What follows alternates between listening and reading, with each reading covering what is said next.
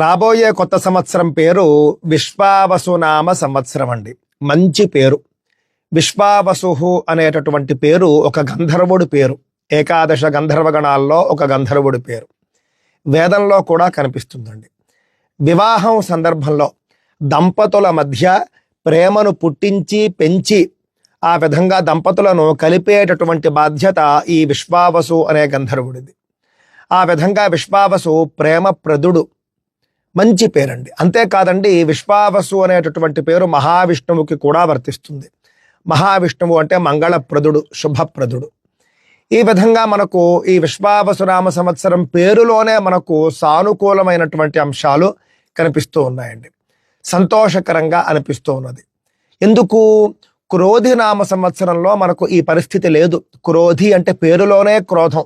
ఇంటింటా గొడవలు, చీటికి మాటికి అపార్థాలు చేసుకోవడము, ఇవన్నీ కూడా మనం ఈ సంవత్సరంలో మనం చూసామండి. కానీ రాబోయే సంవత్సరం అనేటటువంటిది ప్రతి ఇద్దరి మధ్య కూడా ప్రేమాభిమానాలు పెంచేట్టుగా ఉంటుంది అని చెప్పేసి నేను భావిస్తూ ఉన్నాను.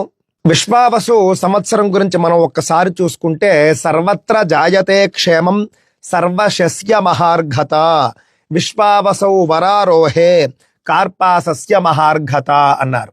సర్వత్ర జాయతే క్షేమం, అన్ని చోట్ల కూడా క్షేమం వర్ధిల్లుతుంది, అందరికీ క్షేమం కలుగుతుంది అని చెబుతూ ఉన్నారండి. సర్వశస్య మహార్ఘత, పాడి పంటలు, అన్ని రకాల పంటలు కూడా బాగా పండుతాయి, మంచి దిగుబడి ధరలు వస్తాయి అని చెప్పేసి కూడా చెబుతూ ఉన్నారు. ఆ తర్వాత కార్పాసస్య మహార్ఘత అన్నారు. ముఖ్యంగా ప్రతి కాటన్ పంటలు ఏవైతే ఉంటాయో, కాటన్ మిల్లులు, కాటన్ వ్యాపారస్తులు, వాళ్లకు మంచి లాభాలు ఉంటాయి ఈ సంవత్సరం. సాధారణంగా మొత్తం మీద చూస్తే మాత్రం విశ్వావసునామ సంవత్సరం క్షేమకరము, శుభకరము అని అర్థమవుతూ ఉన్నది.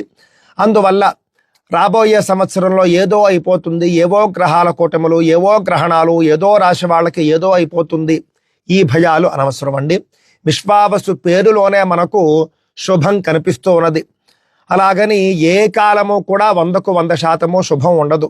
కాకపోతే ఏది శాతం ఎక్కువ అని మనం చూసుకోవాలి. ఈ రాబోయే సంవత్సరం శుభం యొక్క శాతం ఎక్కువ దృష్టిలో పెట్టుకోండి.